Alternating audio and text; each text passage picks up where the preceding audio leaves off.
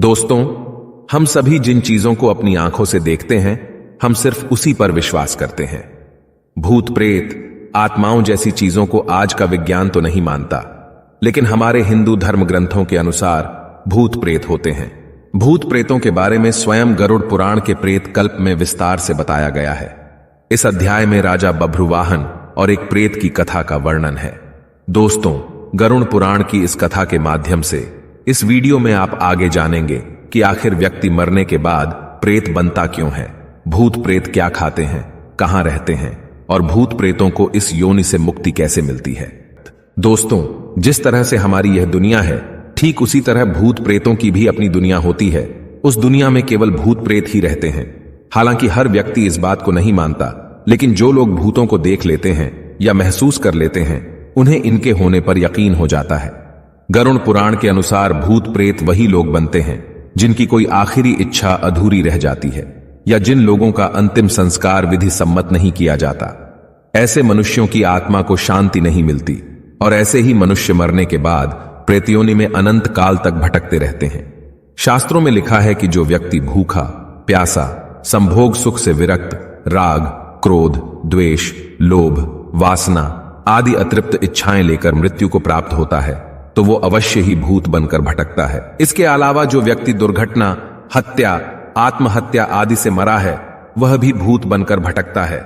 ऐसे व्यक्तियों की आत्माओं को तृप्त करने के लिए श्राद्ध और तर्पण किया जाता है। जो लोग अपने स्वजनों और पितरों का श्राद्ध और तर्पण नहीं करते, वे उन्हीं आत्माओं द्वारा परेशान किए जाते हैं। दोस्तों, भूतों को खाने की इच्छा अधिक होती है और उन्हें प्यास भी अधिक लगती है, लेकिन तृप्ति कभी भी नहीं मिल पाती। भूत प्रेत क्या खाते हैं, इसे जानने से पहले आइए जानते हैं कि वह कहां रहते हैं और क्या करते हैं। भूत प्रेत बहुत दुखी और चिड़चिड़े होते हैं और कई प्रेत हर समय इस बात की खोज करते रहते हैं कि उन्हें मुक्ति देने वाला कोई मिल जाए। ये कभी अपवित्र घर में तो कभी जंगल में भटकते रहते हैं। ज्यादा शोर, उजाला और मंत्र उच्चारण से यह दूर भागते हैं। इसीलिए इन्हें कृष्ण पक्ष ज्यादा पसंद है और तेरस, चौदस तथा अमावस्या को ये अधिक सक्रिय रहते हैं। भूत प्रेत उन स्थानों पर आते जाते रहते हैं जिन स्थानों से मृतक का अपने जीवन काल में संबंध रहा होता है। इसीलिए बहुत दिनों से खाली पड़े घर में या बंगले में भूतों का वास हो जाता है। दोस्तों, भूत प्रेत आखिर खाते क्या हैं? यह सवाल काफी रोचक है। इसका एक सीधा जवाब नहीं है, क्योंकि भूत प्रेत का अस्तित्व ही विवादास्पद है। अगर हम माने कि भूत प्रेत सच में होते हैं, तो उनके खाने से संबंधित कुछ मान्यताएं हैं जो समय, स्थान और संस्कृति के अनुसार अलग अलग है। कुछ लोग मानते हैं कि भूत प्रेत मिठाई पसंद करते हैं, क्योंकि मिठाई में प्राण होता है जो उनके लिए प्रलोभन होता है।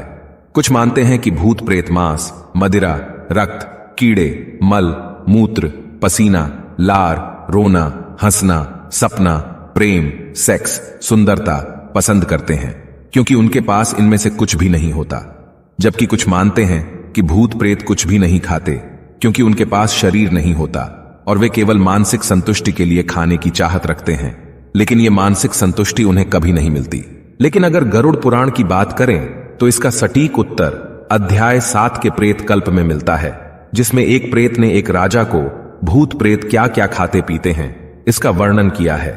तो दोस्तों, अब आइए गरुड़ पुराण में लिखित त्रेता युग की उस कथा को जानते हैं, जिसमें एक प्रेत ने एक राजा को प्रेत योनि से जुड़े आश्चर्यजनक तथ्य बताए हैं, जिसे जानने के बाद आपको भी अपने प्रश्नों के सारे उत्तर मिल जाएंगे। दोस्तों, एक बार पक्षीराज गरुड़ ने भगवान विष्णु से पूछा कि हे प्रभु, किन कर्मों के कारण मनुष्य मृत्यु के बाद प्रेत योनि को प्राप्त होता है?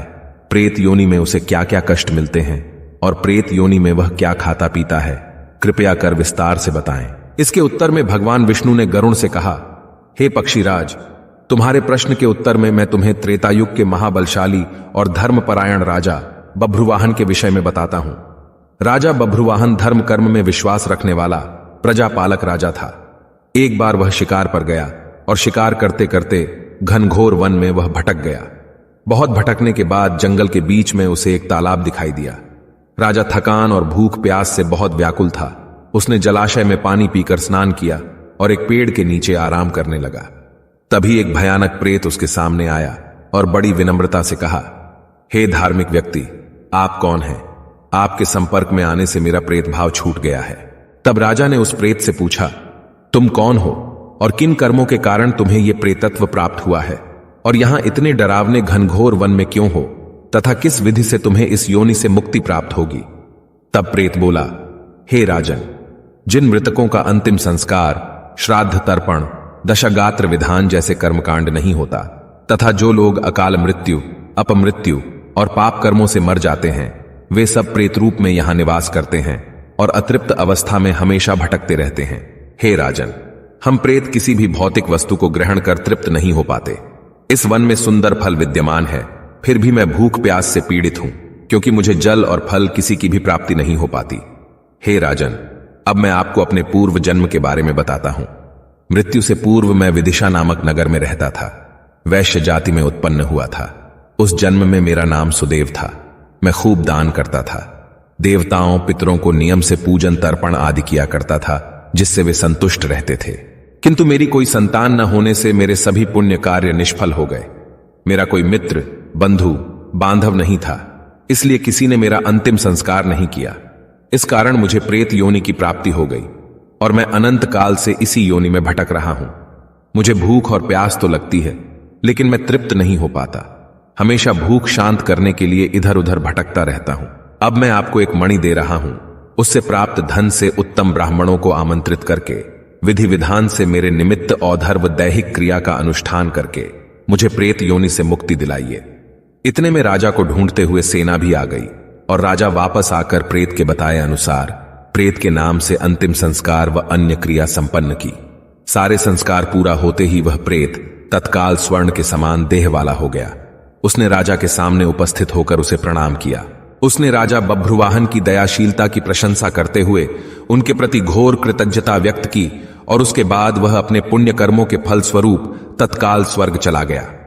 दोस्तों, इस कथा से एक यह बात भी पता चलती है कि मृत व्यक्ति के निमित्त उसके परिवार वाले ही नहीं, बल्कि कोई भी अंतिम संस्कार की क्रिया को संपन्न करा सकता है।